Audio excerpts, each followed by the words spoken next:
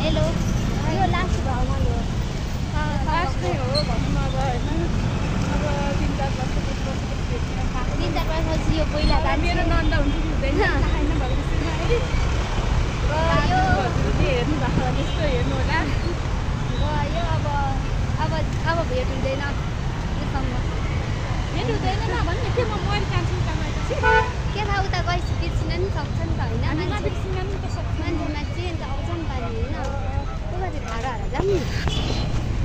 के पछि रे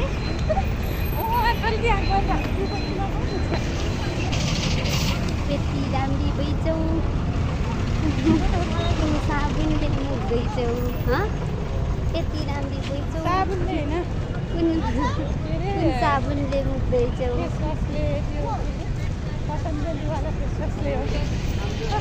भाँडा धुनेवालाले होला नि पतञ्जली डिसवासले होला